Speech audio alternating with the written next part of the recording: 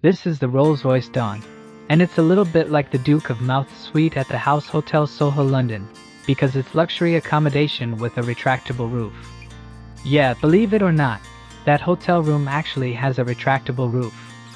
Now, in this video, I'm going to talk you through the exterior and the interior of the Rolls-Royce Dawn. I'm going to point out some of its luxury features.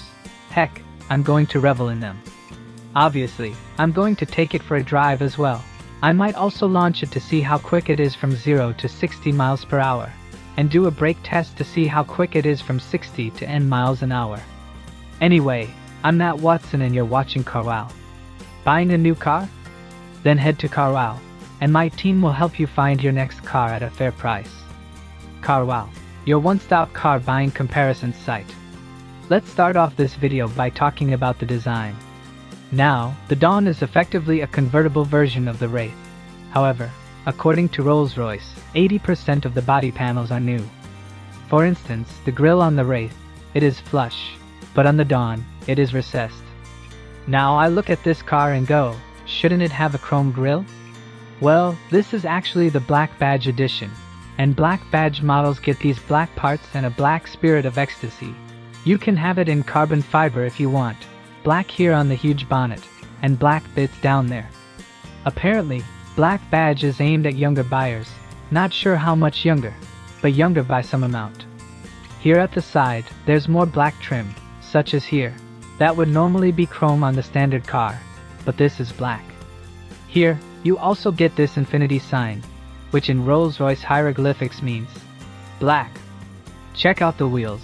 21-inch alloys as standard. These, though, have carbon rims, 22 layers of carbon fiber, no less. As ever with a Rolls-Royce, you've got the center caps which always have the RR pointing upwards, so while the wheels spin round, they don't. It's all about the attention to detail. Here at the back, there's more Black Badgeness, so here around the tail lights, and around the exhaust surrounds. Speaking of which, there are 3 actual real pipes within 3 each side, 6 tailpipes. Here on the inside, this door is absolutely gorgeous. The quality is, quite frankly, second to none. Everything feels, gorgeous to touch. So much shiny, metally stuff. It's all got a nice weight to it. Oh my gosh. The steering wheel, the dash, just everything you look at and touch is just expensive feeling. Apart from that slider for the vanity mirror, and the switches up here, and the mood lighting. Best bit though? Oh, the deep pile lamps will carpet. In fact, I just don't want to put my feet on them and dirty them. The metal trim down here in the door inlay, it's just insane. The toggle switches, like for the lights, I love it. All the dials, analog dials. I'm not so sure about this bit.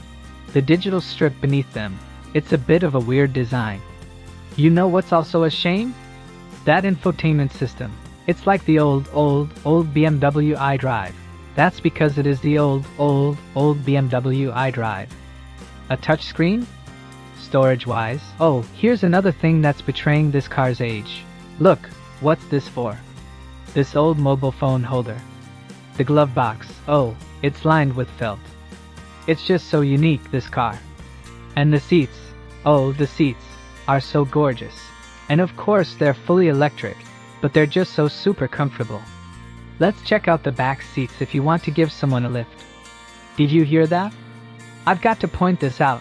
This car has the coolest sounding warning bongs and chimes. You don't mind them. It's like someone's playing a harp. It didn't do it then. Come on, do it again. Made me look like an idiot. There you go. You get the idea, don't you? Anyway, let's get into the back. So, even this, solid metal. That's just nuts. And I don't want to tread on this. It's just too expensive looking. Obviously, it's dead easy to get into the back when you've got the roof down. Let's move this out the way so you can see what's going on. Another chime for you. Alright, there we go. So, knee room's actually alright, and these rear seats are blooming comfy. Obviously, now there's loads of headroom. But even with the roof up, there is plenty of headroom. Look, we've got some storage back here. Under here, we have a couple of cup holders. There's an ashtray with a cigarette lighter. That does say something about the clientele who buy these cars. Probably want to smoke a cigar. Bit of storage down there. Heated seat control. Oh yeah, that's warm in my bottom, which is handy cause it's cold. While the Dawn is good for carrying passengers, it's not so good for carrying their luggage, because the boot is rather small. The capacity is actually just 295 L, which is the same as a Ford Fiesta. I guess if you own one of these, you've probably got a whole fleet of other cars, and you just get your staff to come along with you in a support car to carry your luggage. In fact, if you click on the pop-out banner up there, or follow the link in the description, you can see what I would think would be an ideal support car for someone who's driving a Dawn. Anyway, that brings me to 5 annoying things about this Rolls-Royce.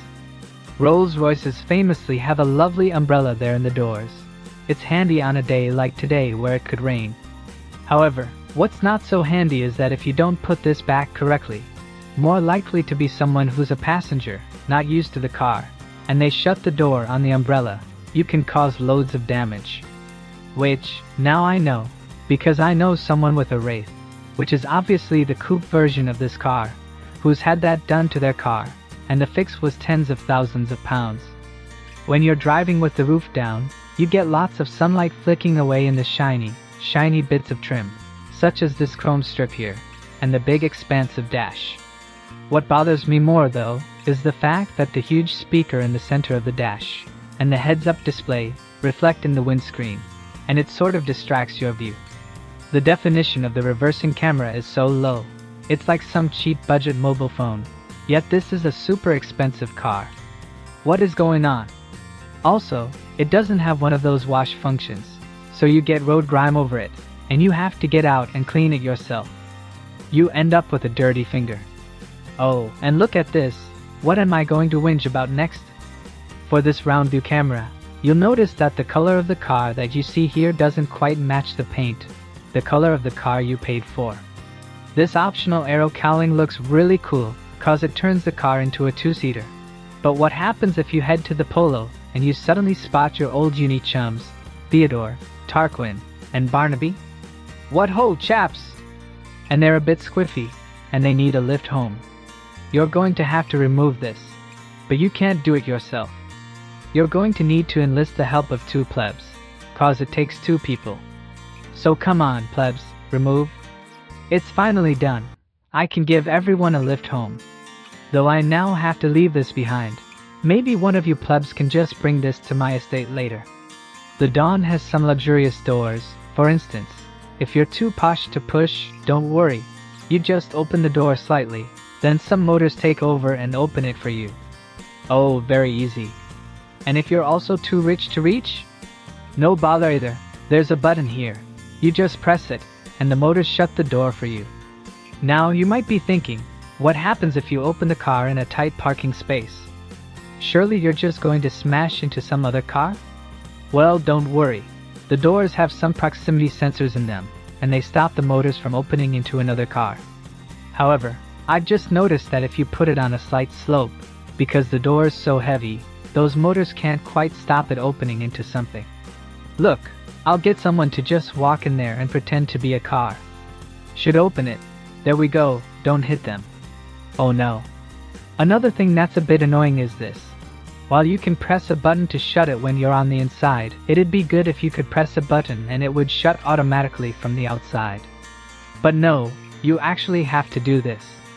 Oh gosh. First world problems, or what?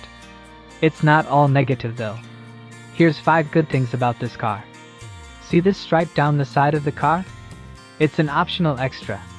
It's actually called a coachline, and it's painted by one man, and he does it by hand. There's only one person at Rolls that can do this. It's so precise and exact. And in the rare event that he __ it up, they end up having to respray the entire car and start again. They are that exacting over at Rolls-Royce. The car's gearbox works in conjunction with the satellite navigation. It can tell when you're approaching a junction or a bend, and it'll change gears accordingly. The personalization options available on this car are endless. You can have it painted in any color you can conceive of. You can have embroidery say whatever you want, even your name. You can even have your name on this plaque here, if you want to. In fact, you can actually have wood veneers fitted to the car's interior from trees from your own private estate. You can get this car with a very clever, but also very expensive stereo system. It has 16 speakers and 1,300 watts of power. But the best bit about it is that it can sense noises from traffic. And when you're driving past, say, a loud truck on your right-hand side, it'll actually increase the volume from the speakers on the right side so you don't notice any change in volume, or that booming noisy truck next to you. If you want to, you can make the Spirit of Ecstasy hide away. Or you can make her come back again. Come on back now. Go away. Go away again. Change my mind. Actually, I want you back. And if you're worried about people trying to steal it, don't. Because she'll disappear if someone tries to grab her. Look! The Rolls-Royce Dawn is powered by a 6.6L twin-turbo V12, which drives the rear wheels only via an 8-speed automatic gearbox. In the standard car, the engine puts out 570 horsepower and 820 Nm of torque. But in the Black Badge model, that is increased to 600 horsepower and 840 Nm of torque. The engine is super smooth as well. Start it up. I love the sound of the starter motor. Now rev it. It hardly flexes at all. Oh, it's lovely. Finally, it's time to go for a nice drive in this Rolls-Royce Dawn. And it's just, oh, it's so nice. Oh, the way this thing glides over bumps. You get this super special feeling of just being on, like a cloud of air. It's so glorious. It's such a cliche to say it's like you're flying, but it sort of is. Obviously, air suspension, and you do feel like you're just floating on air. The slightest bumps are just ironed out, and bigger ones just cause a mild vibration through your buttocks. Your very rich, well-heeled buttocks. Thing is though, driving in town can be a bit tricky, because it's a big car. So I'm going to try and do a U-turn. This thing is about 5.3 meters long. But can I get round here in a oneer? Can I do it without curbing the alloy wheels? Because the wheels are so expensive, they've actually got a carbon weave in them. If I curb it, it's going to be probably more than a month's salary for me. Oh look, I did it in one. Oh, there's no need to stress in the Rolls-Royce Dawn. The way you steer it as well, just gently with your fingertips. It's not really a steering wheel, it's more of a tiller. It's so glorious. One thing I noticed with this car though, because it's the convertible, being the Dawn, you do get a little bit of shimmy to the steering wheel over bumps. Because obviously it hasn't got a roof like the Wraith has, and so the body's not so stiff, so it does flex ever so slightly. But you don't mind, because everything's all soft and squidgy and super comfortable. I don't really want to go quick in this car. You just want to cruise about, just enjoying the unrivaled comfort, and it is unrivaled. But do you know what? This is the Black Badge version of the Dawn, which means it's supposedly sportier than the standard car. For instance, it's got low on the gear selector there, which means the car will hold a gear. That's the only sporty mode you have on the Black Badge that separates it. So now it's going to hold a gear and be a bit more fruity. It also has a sports exhaust apparently, bit more of a waffle. But I still don't want to drive it quickly. Let's see how it does though. I mean, this is a heavy car, 2.6 tons.